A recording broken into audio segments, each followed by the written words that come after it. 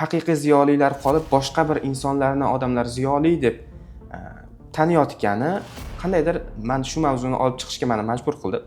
Musulmon tarozusida, islom taqozosida ziyoli nima degan? Ilmlilik, bilimlilik darajasi ham bu siz aytayotgan diplomlar bilan o'lchanmasligi aniq.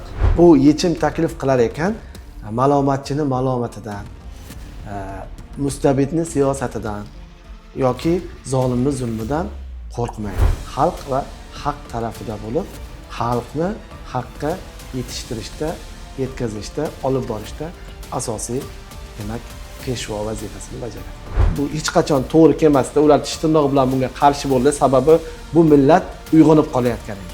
Bu odob axloqi uni tarmoqlar orqali birovlarga laqab qo'yishga, birovlarni ermak qilishga yo'l qo'ymaydi. Chiroqsizlikdan, energiya taqchilligidan, sovuqda, qorong'ida o'tirgan paytda uni sabrga chaqirmaydi.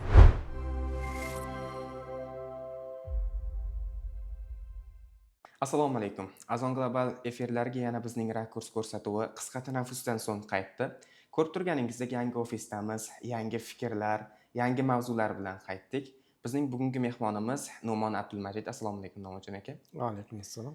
No'monjon aka, xabarimiz bor. Ilohiyot yo'nalishida doktorlik ishi uchun qisqa muddat tanaffus olgandingiz. Mana bugun yana qaytdik. Bugun bir qiziq mavzuni olib kelganman.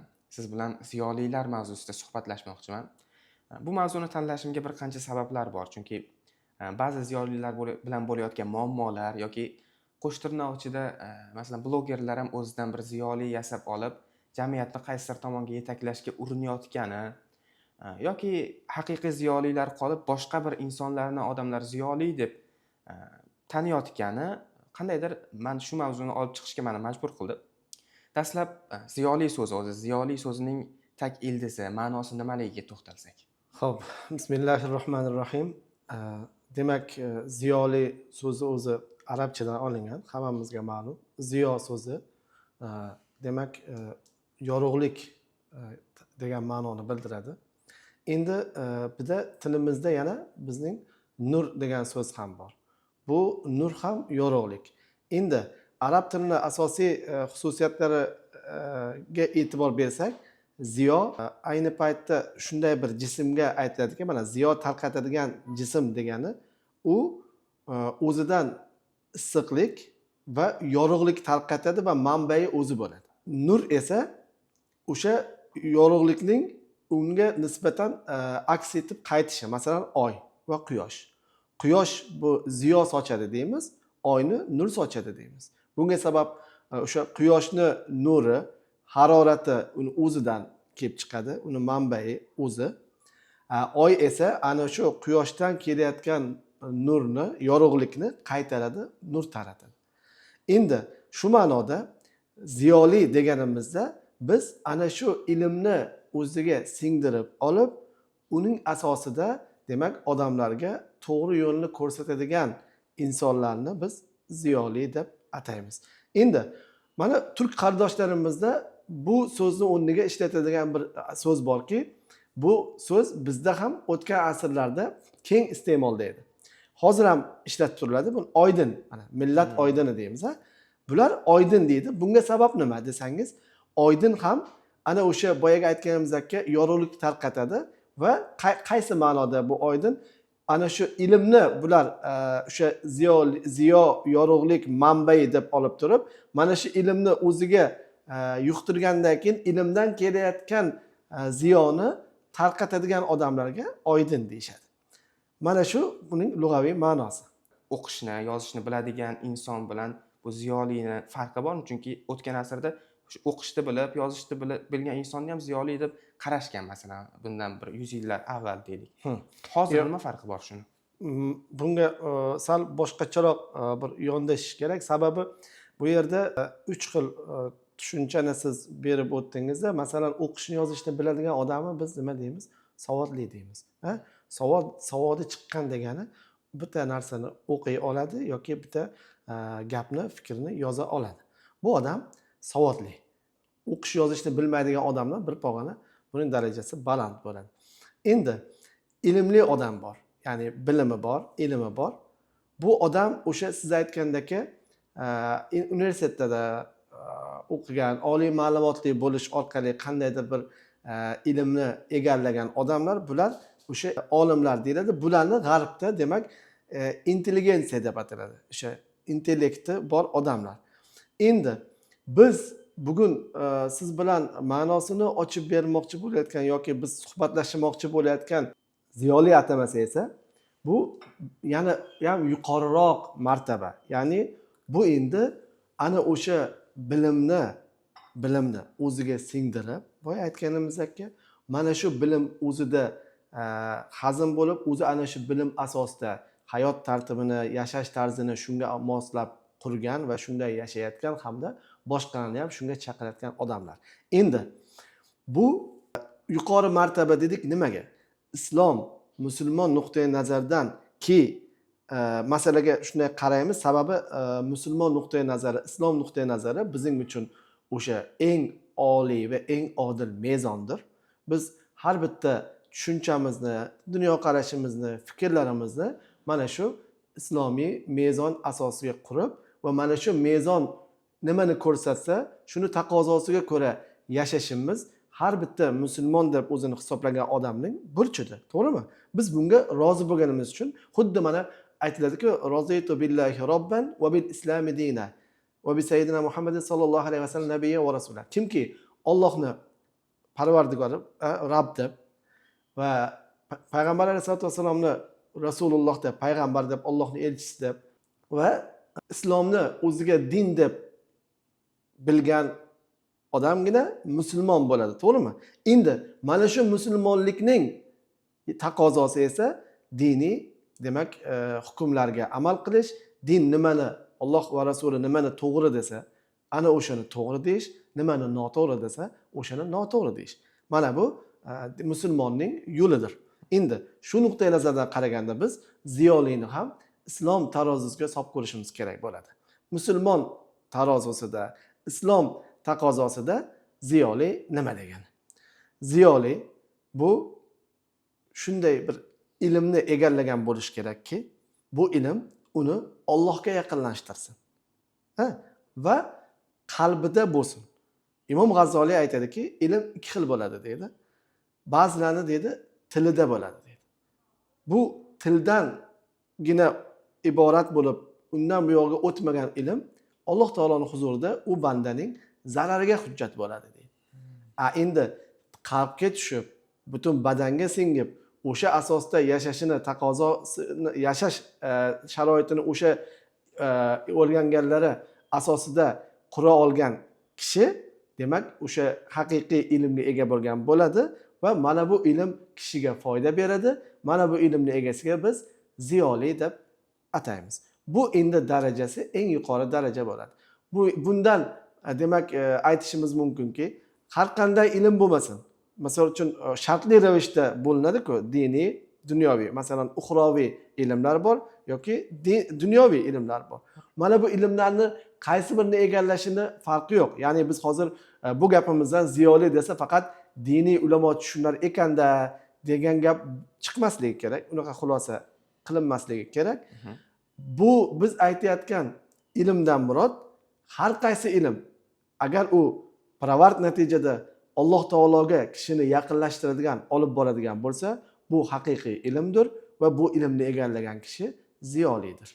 Mana bu musulmonning ta'rifi bo'ladi. Demak, tushunishimiz kerakki, hozir qanaqadir ziyoli bo'lishni yoki kimdir ziyoli deb atashimiz uchun u odam qanaqadir bir darajalarda, qanaqadir bir diplomlar, nimalardir bu bilan o'lchanmaydi. Chunki nimaga bu xayolga keldim? Hozir ko'ryapmiz universitetlarda boyagi PhD ni yoqlash ham boshqa masalalar ham shu qanchadir bir $1000, $2000 pul bilan ham hal bo'lib kelayotgan narsalar. Ya'ni masalan bular endi alohida masala, lekin o'sha diplom olish ham aslida biz ziyoli deyapmiz, baland martaba haqida gapiryapmiz-ku. Lekin undan pog'ona pastdagi o'sha ilmlilik, bilimlilik darajasi ham bu siz aytayotgan diplomlar bilan o'lchanmasligi aniq. Masalan uchun ko'p hollarda diplomli odamdan o'qimagan, lekin oddiy hayotda misol hunar egallagan bo'lishi mumkin, boshqa bo'lishi mumkin. Bunday odamni aqliy salohiyati, fikrlash darajasi yuqori bo'lishi mumkin. Mana bunda diplom bor-ku. Diplom sizga berilgan ilmning qaysidir soha bo'yicha sizga berilgan ilmni tasdiqlaydigan hujjatdir. Siz olganingiz, egallaganingiz haqidagi hujjat emas. Ya'ni bir sohada o'qib 5 yil o'qib, misol uchun 4 yil o'qib, bakalavr darajasiga yoki keyin yana o'qib magistr darajasiga erishdi degani, mana o'sha sohalar bo'yicha bakalavrlik yoki magistrlik darajasigacha mo'ljallangan o'sha kitoblarni, dasturni o'qib bitirganingiz haqidagi hujjatdir. Aslo bu narsa sizni o'sha bilimni singdirganingiz, o'sha bilimni to'liq egallaganingiz haqidagi hujjat emas. Zaten uni biror bir hujjat bilan isbotlash qiyin. U sizni hozirgi aytganimizdagi harakatlaringizda, fikrlashingizda, so'zlashingizda ko'rinadigan narsa. Tushunarli. Bir inson mayli ziyoli bo'ldi deylik, o'ziga singdirdi, o'sha hayot tarzini shunga monand qilib yashayapti, ya'ni o'sha o'rganganlariga amal qilib yashayapti. U insonning jamiyatdagi funksiyasi, vazifalari nima bo'ladi? Ziyolining jamiyatdagi o'rni. Aslida ziyoli boyagi ta'rifimizdagi odamdir va o'sha ta'riflarga, o'sha darajaga javob beradigan odam jamiyatda fikriy, ma'naviy, axloqiy jihatdan, albatta ilmiy jihatdan yetakchi maqomdagi shaxs bo'ladi.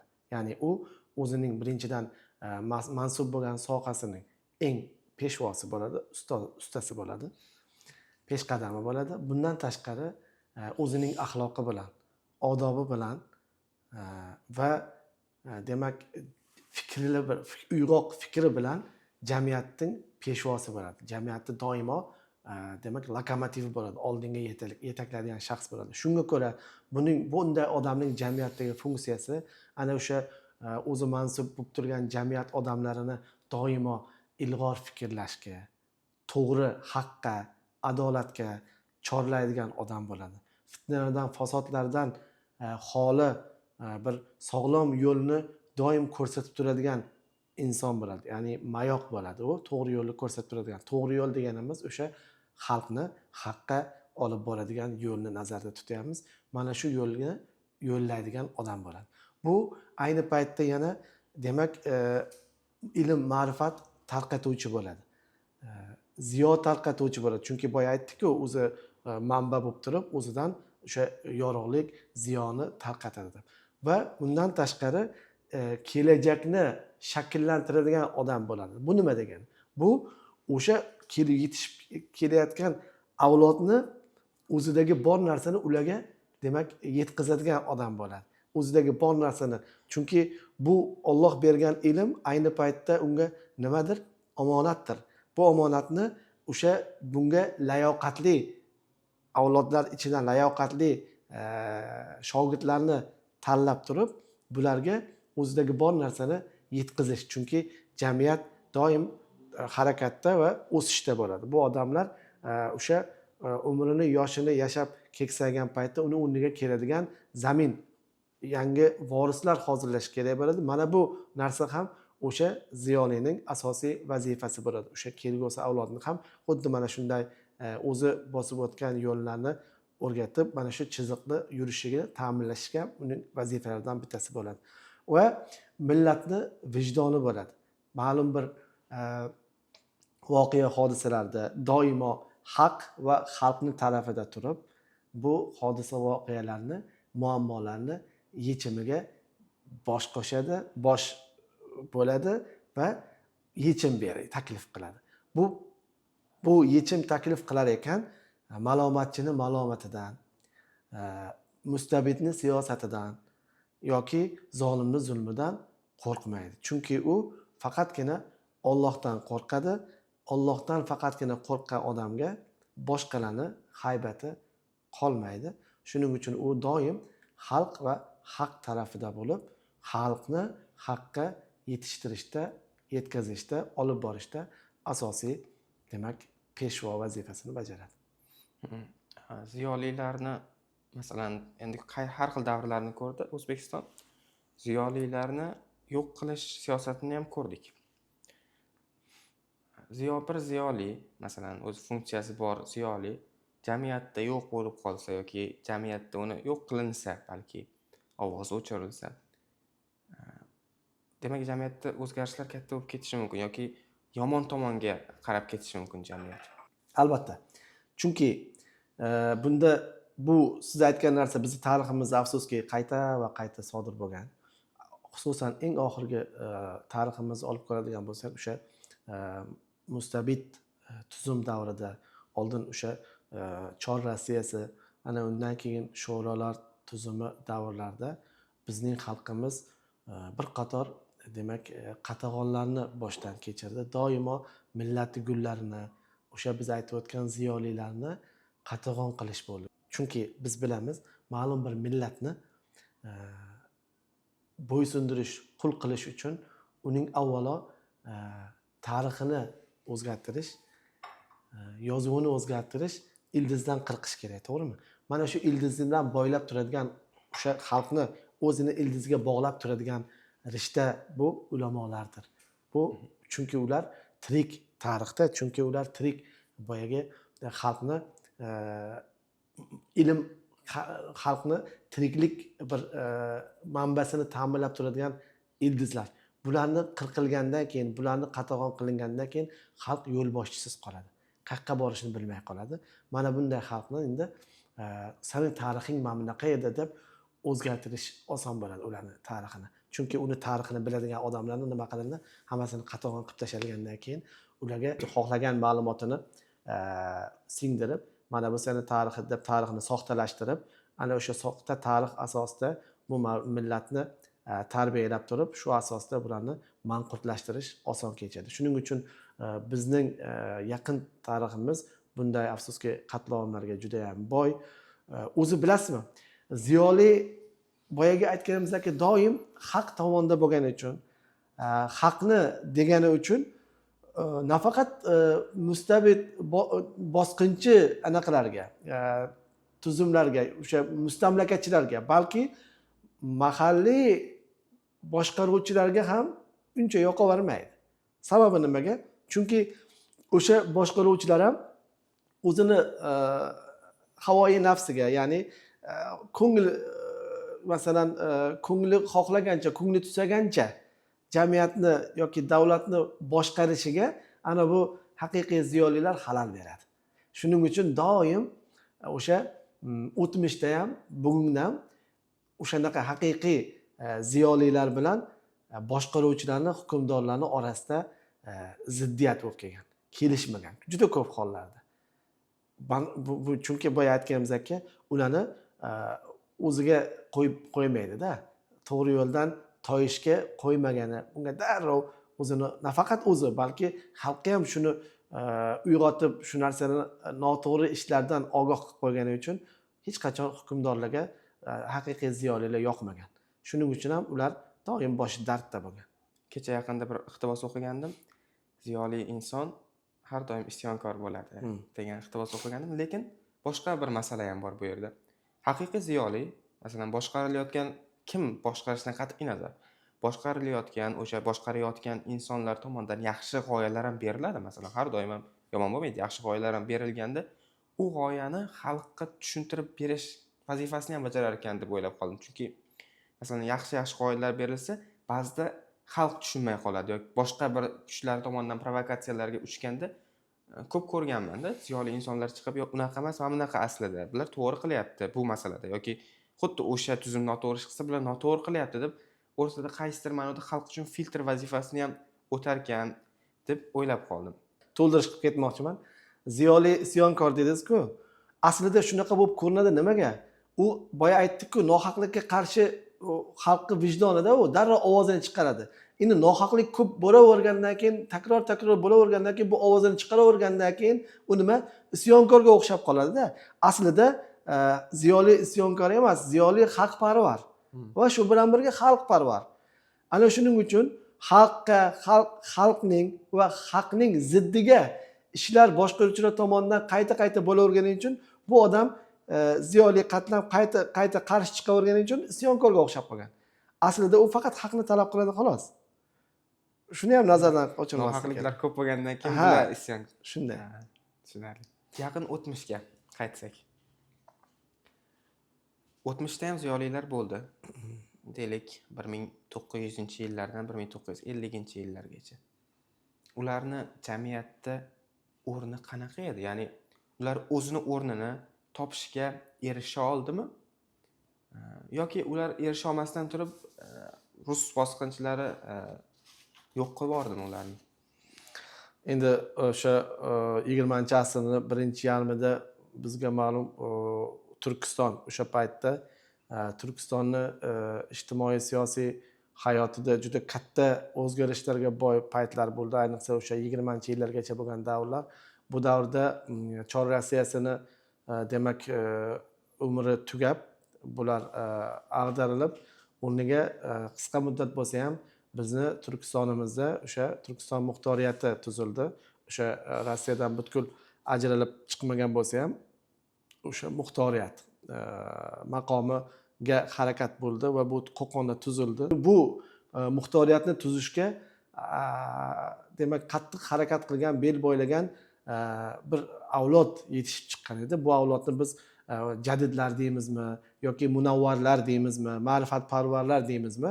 Mana shu avlod bularning demak keyin tabiiy o'zaro bular ham o'sha toifalarga bo'lingan edi. O'sha sho'royi demak ulamolar, sho'royi islom yoki yana boshqa guruhlar bor edi. Bularning hammasi aksari o'sha biz ta'riflagan ziyolilar degan ta'rifga mos odamlar edi. Bular umumiy pirovard maqsadlari mushtarak edi. Turkistonni yakunda mustaqil davlat sifatida ko'rish edi. Buning uchun o'sha lozim bo'lgan hamma ishlarni, hamma bugungi til bilan aytganda islohotlarni boshlashgan edi. O'sha har xil sohalar bo'yicha kadrlarni yetishtirish uchun chet eliga o'qishlar bo'ladimi? Undan oldin bu yerdagi yangi uslubdagi maktablarni tuzish bo'ladimi? Mana bunday harakatlar jadal va katta umid bilan, keng shijoat bilan boshlangan edi.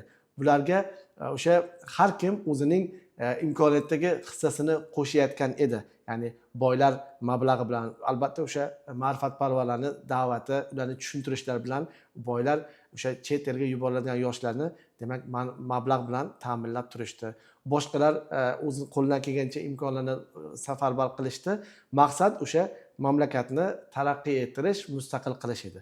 Endi bu albatta o'sha bolshevik tuzumga bu hech qachon to'g'ri kelmasdi. Ular tish tirnog'i bilan bunga qarshi bo'ldi. Sababi bu millat uyg'onib qolayotgan edi. Bu millat deganimizda biz o'zbek millatini nazarda tutmayapmiz. Mana shu yerdagi Turkistondagi mavjud turkistonliklarni biz hozir nazarda tutyapmiz albatta.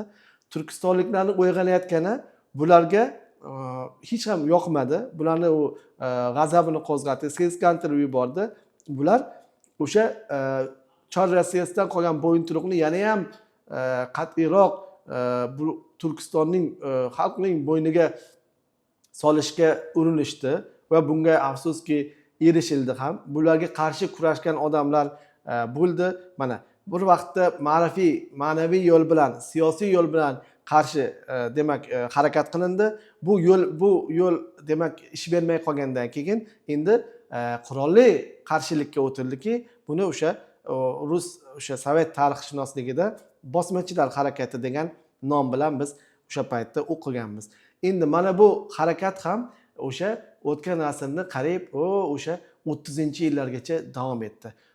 Sho'ro davlati 17-yilda demak inqilobdan keyin bizni O'rta Osiyoda demak mustahkam o'rnashishi, o'sha 24-yilga kelib milliy hududiy chegaralanishlar qilinishi, ana undan keyin demak qarasangiz qatag'onlar payti bo'ldi. Boya biz aytib o'tganimizdek, eng oxirgi qatag'on o'sha 37-yilda edi. Bu jamiyatning oxirgi gullarini demak qirib tashlash edi. Bu undan keyin ko'p o'tmasdan o'sha hammamizga ma'lum Ikkinchi jahon urushi boshlandi va mana bu urushdan keyingina Turkiston xalqlari demak sho'rolarni tuzumiga demak bo'ysunib mana shu tuzum asosida yashashga majbur bo'ldi. Ya'ni bir navi bu yerda boshqa bir ijtimoiy jarayon bo'ldi. O'sha urush holati, bilasiz, bu urush holati jamiyatni jipslashtirishga xizmat qiladigan asosiy katta voqealardan bittasi bu urushdir. Mana shu urush natijasida jamiyatni o'sha jipslashishi yoki o'sha sho'rolar tuzumiga nisbatan xayrixohlik mana shu paytda yuzaga keldi. Sababi boya aytganimizdek, sho'rolarni aslida bizga do'st emas, dushmanligini uqtiradigan odamlar o'zi asli qolmagan edi. Ularni qirib bitirib bo'lingan edi afsuski. Va mana bu demak o'sha boya savolingizga aytganingizdek, bu o'sha bizning millatimizni gullarining nimasi ta'siri o'sha Ikkinchi jahon urushigacha saqlanib turdi. Undan keyin qolgan nimalarimiz bor edi, adiblarimiz bor edi, olimlarimiz bor edi. Bular qo'llaridan kelgancha tilimizni unutmaslikka va qadriyatlarimizni boshqa bir urf-odatlar ko'rinishida saqlab, avaylab, avloddan avlodga yetkazishga xizmatlar qilishdi albatta. Lekin keng ma'nodagi o'sha ziyolilar qatlami afsuski qurib bitgan edi. Bu zanjir uzilib qoldi bizda. Men shaxsan fikrim shunaqa. Chunki nega berdim? O'sha paytdagi ziyoli, endi biz ziyoli deb biladigan insonlarning kitoblarini o'qisak, juda bir fikrga, odam fikrlashga undaydigan, ruhiyatini ko'taradigan narsalar, masalan, tiriksan, o'lmagansan degan narsalarni xalqqa singdirishganda funksiyasini qanchalik bajardi deganim, jamiyat qanchalik tushundi ularni, qanchalik jamiyatga o'zini g'oyalarini singdira oldi degan ma'noda bermoqchi edim. Endi ularni Jamiyat tushundi. Masalan, o'sha paytdagi ma'rifatparvarlarning asarlari qo'lyozma holda tarqab ketardi. U paytda endi texnik imkoniyatlar hamin qadar edi-ku. Masalan, kitob qilib chiqarish oson ish emas edi. Qo'lyozma holatda tarqalardi. Undan tashqari o'sha gazetalar, turli xil ro'znomalar, masalan uchun jurnallar tashkil qilingan edi. Bu gazeta, jurnallarda juda katta demak fikrlar almashilardi, katta fikrlar bildirilardi. Bu narsa xalq albatta shunaqa darajada ediki, mana qarang. U paytda bizni yozuvimiz ham umumiy bo'lgan. Buxoroda yoki bo'lmasam Toshkentda chiqqan bitta gazetani u Sharqiy Sibirda o'sha yoki Ufada yoki Bog'cha saroyda masalan odam o'qib tushungan. Nimaga? O'sha yerdagi turkiylar bilan bu yerdagilarning tili, yozuvi umumiy bo'lganda-da. Mana shu turkiy birlikni, musulmon nimasini, birligini saqlab turishga asosiy katta nima edi? Bu gazetalarda, bu jurnallarda boyagi yaxshi fikrlar boya aytganimizdek tarqaldi va bular xalq tomonidan singdirib boshqa bo'ldi. Lekin bitta narsada doimiy mana xalq, men buni fikrimni ko'p ommalar oldida aytishga chekinaman to'g'risi, lekin aslida ham shu, xalq degani arabchasiga raiyat degani-da. Raiyat degani bu boshqariladigan, o'zi arabchadan aslida tarjima qilganda poda degani to'g'risi aslida. Lekin buni bunaqa qo'pol aytilmaydi, raiyat deyiladi va o'sha har bitta mana hadis bor-ku, Payg'ambar sollallohu alayhi vasallam kullukum ro'in, kullukum mas'ulun an ra'iyatihi. Har bitta odam, demak har bittangiz cho'ponsiz va o'zingizni nimangizdan mas'ulsiz degan mazmunga olib boradi. Buni asli lug'aviy ma'nosi. Endi buni istilohiy mazmuni esa, ya'ni sharhi esa har bitta oila boshqaruvga muhtoj. Har bitta oiladan tashkil topgan jamiyat kichkina oilalardan tashkil topgan bo'ladi. Bular oddiy xalq baribir boshqariladi. U har qancha fikrlarga to'yintirganingiz bilan, boshqa qilganingiz bilan uni ichidagi ma'lum bir o'sha Alloh nasib qilgan boshqaruv salohiyati bor, intellekti yuqori, Alloh yuqtirgan deymiz, Xudo yuqtirgan odamlar chiqib mana shu xalqni boshqaradi. Qolgan xalq ergashadi. Bu boshidan boshlab hozirgacha bo'lib kelayotgan jarayon. Bu tuzum farq qilmaydi, bu millat farq qilmaydi, bu irq yoki boshqa narsa farq qilmaydi. Hamma butun dunyoni butun yerlarda qaysi millat, qaysi qavm, qaysi elat, qaysi dinga mansub bo'lishidan qat'iy nazar o'tmishdan hozirgacha shu ahvol. Endi boyagi fikrga buni bog'laydigan bo'lsak, o'sha jamiyatda o'sha paytda, o'sha o'tgan asrning 20-yillardagi ijtimoiy siyosiy yoki ma'naviy ma'rifiy jarayonlar qaynagan bo'lsa ham, buni xalq yuqtirgan bo'lsa ham, baribir ularni orasidagi munavvarlar, peshvolar qatl om qilingandan keyin, yo'qotilgandan keyin baribir xalq boshliqsiz qoldi-da. Boshliqsiz qolgandan keyin boyaga aytganimizdek uni boshqarish oson bo'ladi. boyagi joyini qo'shimcha qilib o'tay. O'sha paytda eski o'zbek yozuvida, eski o'zbek yozuvi deyilgan-ku.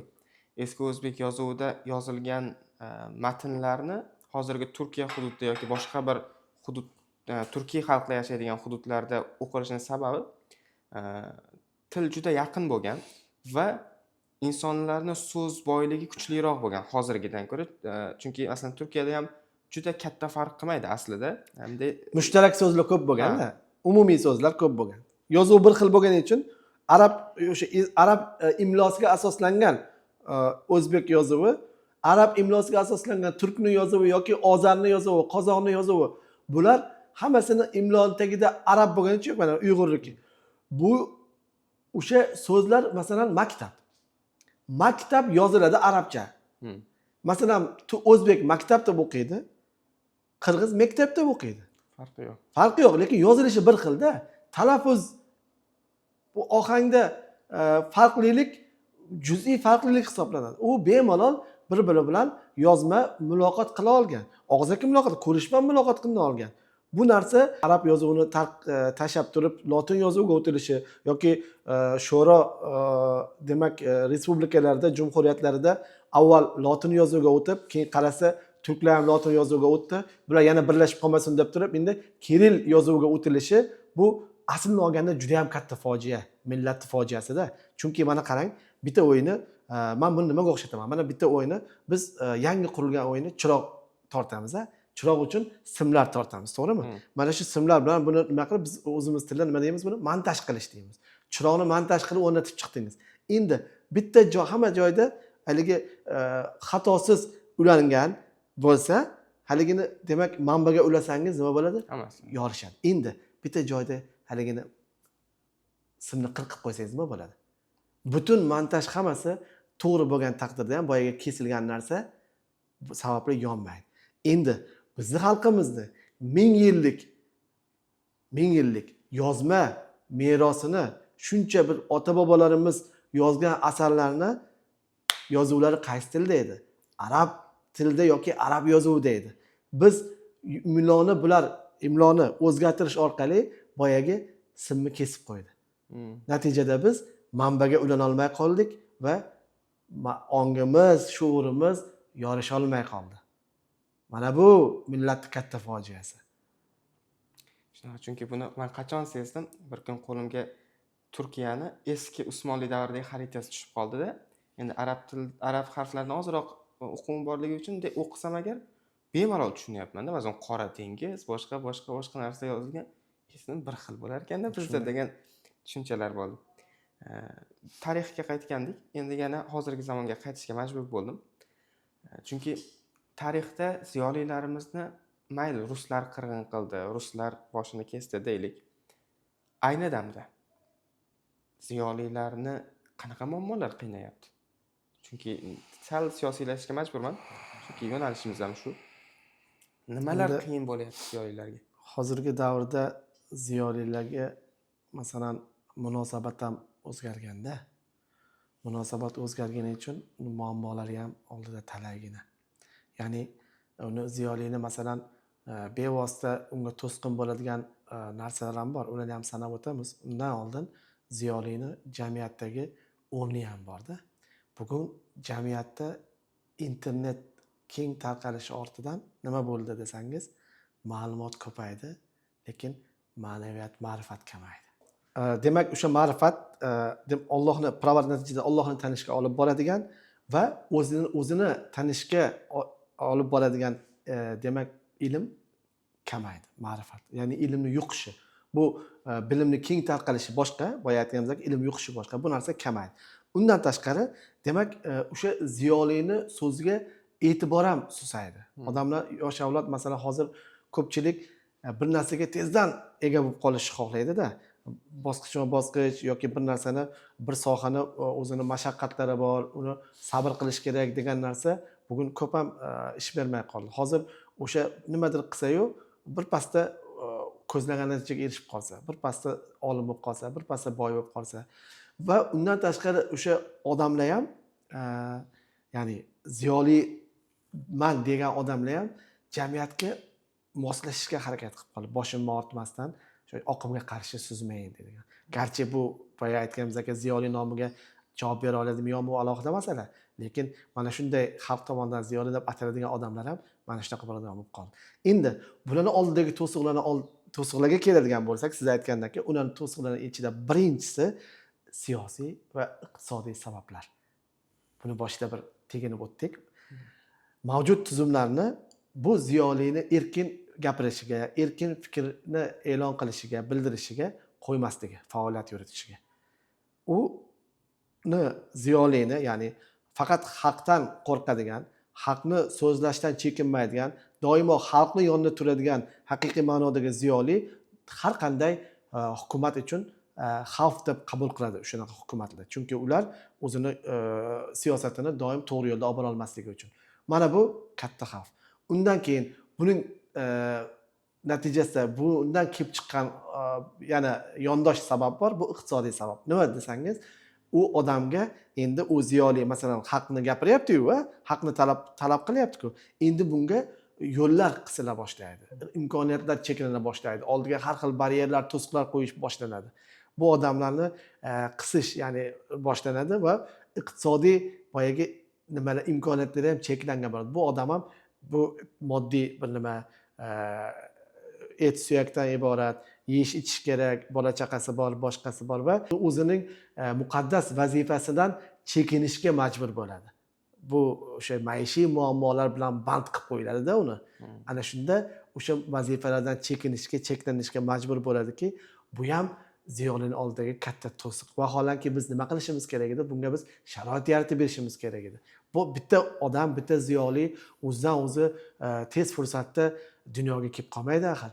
Qancha mashaqqat qilish kerak bo'ladi, kitob o'qish kerak bo'ladi, hayotni kuzatish kerak bo'ladi va Alloh bergan iste'dod bilan bu narsalarni o'sha o'qiganlarni qayta hazm qilib, tafakkurni boyitib, u bilan o'sha to'g'ri chiziqda tafakkur yurita olish qobiliyatini, analiz qobiliyatini shakllantirgan bo'ladi va bu kunlarga sog'-salomat yetib kela olgan odamni biz qadrlashimiz kerak bo'ladi. Arzimagan sabablar bilan unga tazyiq qilishimiz, uni bosimlar qilishimiz, uni demak haqni aytishdan to'sishimiz kerak bo'lmaydi. Aslida bunaqa qilinishi jamiyatning zavoliga sabab bo'ladi. Bundan tashqari qadriyatlarga e'tiborni susayishi. Mana bu ham ziyolining oldidagi to'siqlardan bittasi. Bu nima degani? Bu insonlarni, xususan yoshlarni o'zini o'tmishidan qoniqmay boshlashi. O'zini ya'ni buyuk bir anaqadan o'tmishdan kelgan o'sha o'tmishni vorisi sifatida o'zini ko'rmasdan boshqalarga, xususan g'arbga taqlid qilishga intilishi. U yerdagi o'sha demak yutuqlarni, taraqqiyot mevalarini ko'rib turib, ana o'shalarga butun boricha taqlid qilish. Aslida nima qilish kerak edi? Aslida ularni yutug'ini o'zini olib turib, qadriyatlari axloqiga yaqin kelmaslik kerak. Chunki u yutuqlarning tagida chirkin axloq yotibdi, afsuski. Chunki g'arbdagi ziyoli so'zi bilan, ziyoliga berilgan ta'rif bilan musulmoncha ta'rifning orasida katta farq bor.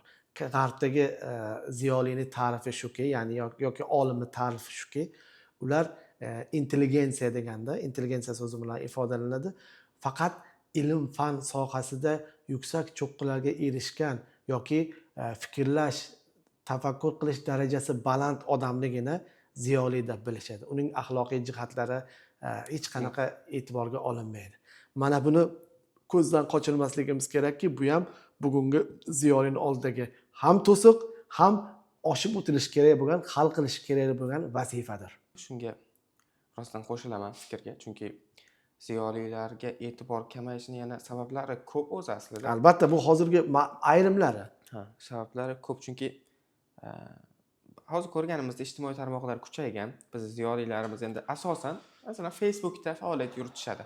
O'z fikrlarini Facebookda yozishadi yoki ba'zilari shu YouTube'da qanaqadir ko'rsatuvlar qilishlari yoki podkastlarga chiqishlari mumkin, lekin asosan ommamiz, ya'ni omma deganda hammasi Instagram, TikTok, boshqa joylarda. Endi uni kuzatganingiz bilan hozir bilmadim, siz kuzatasizmi? Men ochib ko'rsam juda hayron qolaman. Bu yerga birinchidan o'ylayman, ziyolilar kela oladimi? Ya'ni kelish kerakmi degan savollarni boshda qo'yishni boshladim, keyin hayron qoldim. Ya'ni o'zi shular ham sabab bo'layotgandir. Oddiy bir o'yinchini qarasangiz 1 million, 1,5 million prosmotri bor. Ziyolini yozgan qanaqadir maqolasi 50 ta, 60 ta, 100 ta o'qiladi. Endi bu qadimdan shunaqa bo'lgan. Oldindan o'sha ilgari ham bir narsa o'qigandim. O'sha misrlik katta olimni konferensiyasiga sanoqli odam keladida, uni sal nariroqdagi bitta ayol xonandani, artistni nimasiga odam sig'maydi konsertiga. Bu shunaqa bo'lgan, shunaqa bo'lib kelgan.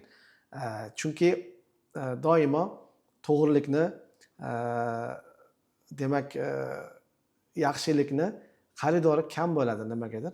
Mana shunaqa. Chunki bu menimcha buni tagida o'sha jannat va do'zaxga berilgan ta'rif yotgan bo'lsa kerak. O'sha do'zaxning yo'llari shahvat bilan, osonchilik, o'sha nafsga xush keladigan narsalar bilan o'ralgani, jannatni yo'li esa qiyinchilik, nafsga umuman yoqmaydigan narsalar bilan o'ralganidan kelib chiqsa kerak. Prava eng oxirgi nimasi. Endi boyaga gapingizga keladigan bo'lsak, to'g'ri, ziyolilar ma'lum bir nimada cheklanib qolgani ham bor gap. Akademik doiralarda, o'sha ma'lum bir kichkina hududlarda aslida ziyoli nima bo'lish kerak edi? Hamma joyda hozir nozir bo'lish kerak. Mana Turkiyani bir nimasini o'qigandim men, bir imomni. Bu imom o'zi muvaffaqiyatli imom, tajribali imom, lekin ko'radiki, bugun masjidlardan ko'ra yoshlar bu ancha oldingi gap, lekin bu internet tarqalishidan oldin, o'sha televizorlar zamonidagi gap. Yoshlar televizor ko'ryapti ekan, kino ko'ryapti ekan. Imom aytadiki, hozir deydi, xizmat o'rni masjid bo'lmay qolibdi mening uchun deydi. Men endi kino sohasini o'rganaman, mana shu sohada xizmat qilib, shu sohada yoshlarga demak tarbiya beraman, yoshlarni shu sohada men bilim beraman, ularni ushlab qolaman deydi. O'shani to'g'ri yo'lga boshlayman deydi. Endi bugun kunda ham o'sha yoshlar qaysi platformalarda o'tiradigan bo'lsak, chunki bugun endi davr ijtimoiy tarmoqlar davr internet davri. Bugun biz bunga nima qilishimiz kerak? Moslashishimiz kerak. Yoshlar qaysi platformada o'tiradigan bo'lsa, ana o'sha platformada yoshlarni ongi qabul qiladigan kontentlar bilan to'ldirilishi kerak bo'ladi-da. Buning uchun endi qars ikki qo'ldan chiqadi yoki qo'llov ikkita tomondan bo'ladi degandaki, bunga sharoit yaratib berish kerak. Diniy kontentlarni ruxsat olmaslik vaji bilan qisish, ularning yo'lini to'sish emas, bunga kengroq yo'l berish kerak. Dunyoni rivojlanib ketdi. Dunyo endi fikr uchun ta'qib qilishni to'xtatgan ancha bo'lgan bunga. Bunga biz O'zbekiston ham kelish kerak. Bu platformalarda mana ozgina imkon bo'ldi, qanaqa yaxshi narsalar bo'ldi, to'g'rimi? Tarmoqlarni yaxshi ma'rifiy narsalar bilan to'ldirildi. Buni natijasi ham bilindi. Bo'ladi, qilsa bo'ladi. Faqat bunga ziyolilarni, demak, himmati, harakati talab qilinganidek, mutasaddilarni bunga yo'l ochishi ham talab qilinadi. Platforma ham kerak bo'ladi, maydon kerak bo'ladi. Ziyoli o'zini to'la namoyon qila olishi, fikrlarni baralla aytishi, harakat qila olishi uchun unga maydon ochib berish kerak. Bu maydonni ochib beradigan mutasaddilar bor. Chunki ularning qo'lida qonun ijrosi bor, ularning qo'lida qonun bor, huquq bor, siyosat bor, imkoniyat bor, vakolat bor. Mana bu vakolatni mana shu yo'lga safarbar qilish kerak edi. Boya aytganimdek, fikr uchun ta'qibni, ayniqsa diniy kontentlar uchun yoki boshqa axloqiy mazmundagi kontentlar uchun ta'qibni allaqachon to'xtatish payti kelgan. Buni qachondir baribir shu nuqtaga kelamiz. Qachondir fikrni, har bitta fikrni ichida Alloh Xudo deb qo'ygani uchun din ishlari bo'yicha qo'mitadan ruxsatdan o'tkazish kerak emas ekanda degan fikrga ham kelamiz. Lekin unda yo'qotilgan avlod, boy berilgan vaqt alamli bo'ladi-da. Mana bunisi yomon. Mana shuning uchun ertaroq bu ishga nima qilinsa, harakat qilinsa, shuncha zararimiz kamroq bo'ladi. Va turklarda bitta gap bor, zararni qayerdan qaytsang ham foyda deydi. Ertaroq qaytsak o'zimizga yaxshi. So'z erkinligi, fikr erkinligi ochilgan paytda haqiqatdan ham ziyoli, ya'ni shaxsan men ziyoli deb biladigan insonlar jamiyatga tanilishni boshladi. Undan avval o'zim ham tanimasdim. Ular deylik, masalan, Hamid Sodiq, Kamoliddin aka Rabbiyevlar, yana boshqa insonlar tanilishni boshladi. Ungacha ularni qaysidir tor doiradagi insonlar tanirdi. Yoki ba'zilari shunchaki universitetda dars berib yurishardi.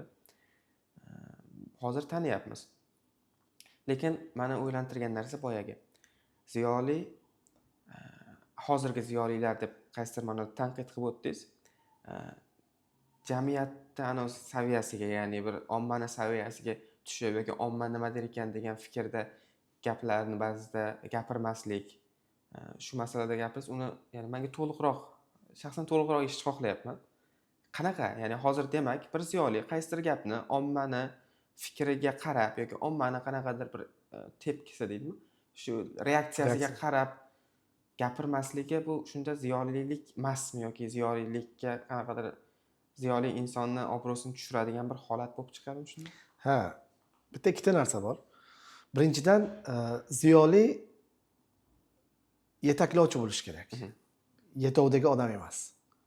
Bu degani jamiyat nima bilan band bo'lsa yoki jamiyat oqimi qayerga bo'lsa, o'sha yerda ketaverish kerak emas. Jamiyatga bitta kun mavzusi nima bo'ladigan bo'lsa, o'shanga fikr bildirish ziyolilik emas. Ziyolilik o'zi kun mavzusi yarata olish kerak. Ziyoli odam. Bu birinchi xislat. Ikkinchisi, ziyolini farosati shunaqa bo'lishi kerakki, jamiyat ko'taradigan masalalarni omma ko'taradigan masalalarni ommaga olib chiqaradi.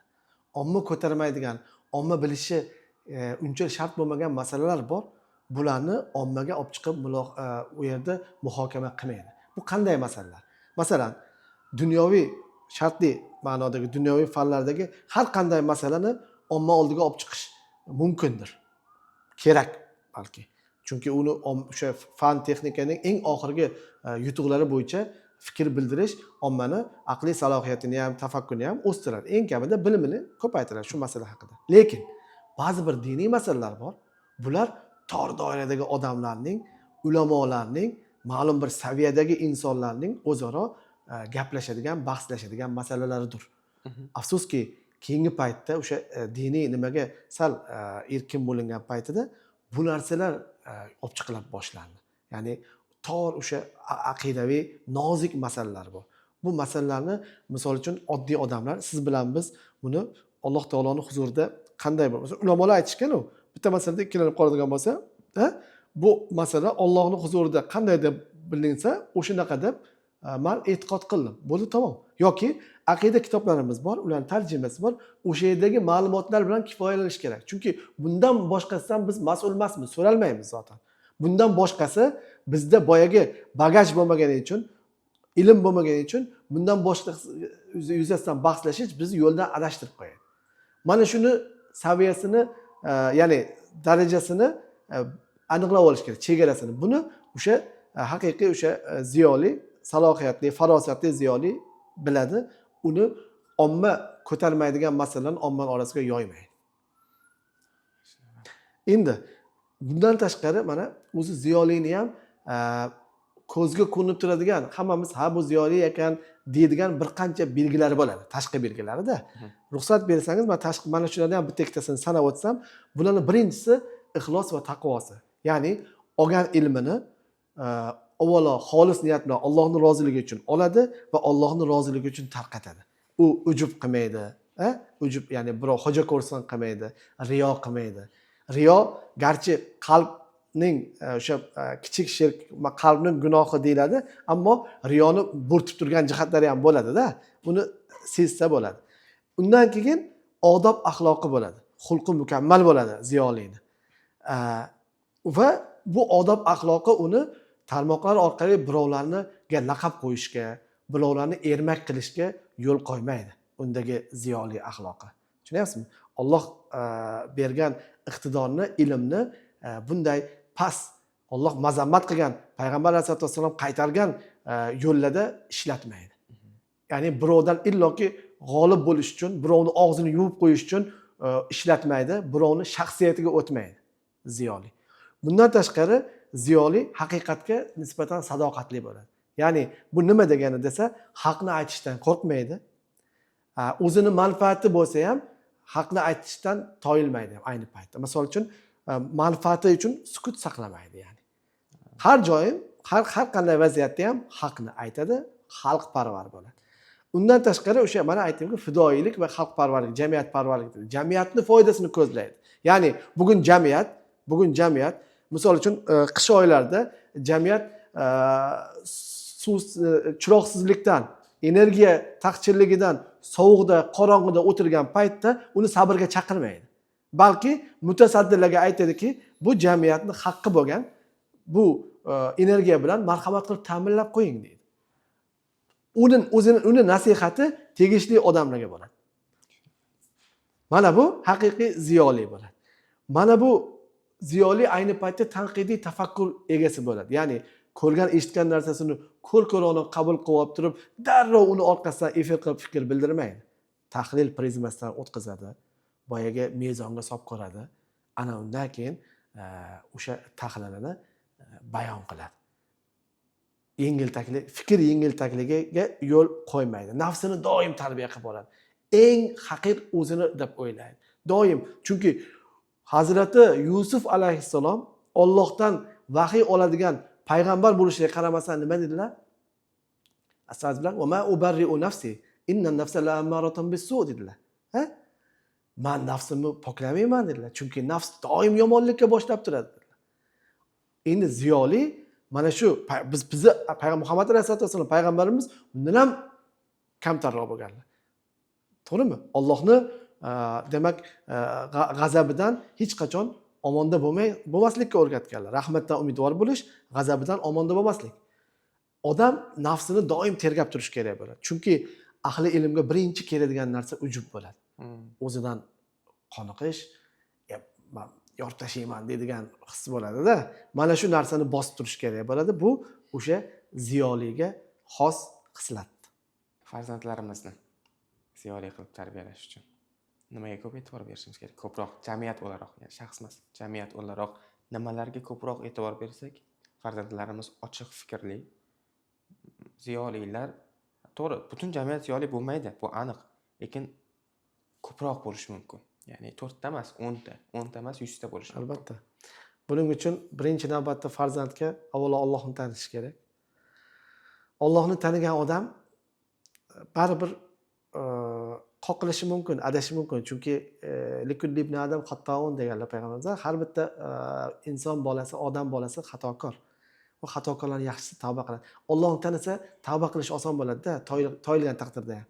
Shuning uchun birinchi navbatda Allohni tanitish kerak. Allohni shunaqa tanitish kerakki, Allohni butun ism va sifatlari bilan tanitish kerak. Allohni, ya'ni u masalan mana qarang-da, bu alohida mavzu balki. Kim nimadan qo'rqsa, o'shandan qochadi, to'g'rimi? Masalan, biz bir badjahl odamdan yoki tabiatning bir hodisasidan, qandaydir yomon narsadan qochamiz. Lekin Allohdan qo'rqsak, Allohga qochamiz-da, fafirru ilalloh. Biz farzandimizni mana shunday tarbiyalashimiz kerak. Allohni haqiqiy tanitishimiz kerak. Undan keyin unda tahliliy, tanqidiy fikrlash qobiliyatini shakllantirishimiz kerak. Buning uchun o'ziga xos mashqlar bor, o'qiladigan kitoblar bor va to'g'ri yo'ldagi insonlarning yozgan asarlarini ta'lim berishimiz kerak.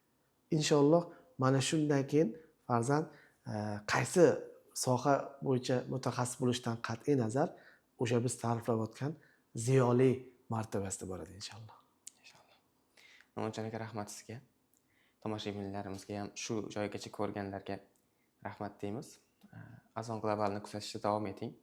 Keyingi ko'rsatuvlarimizda aytganimizdek yangi mavzular, yangi fikrlar bilan, yangi tahlillar bilan sizlarning oldingizga yangi ko'rsatuvlar bilan chiqamiz.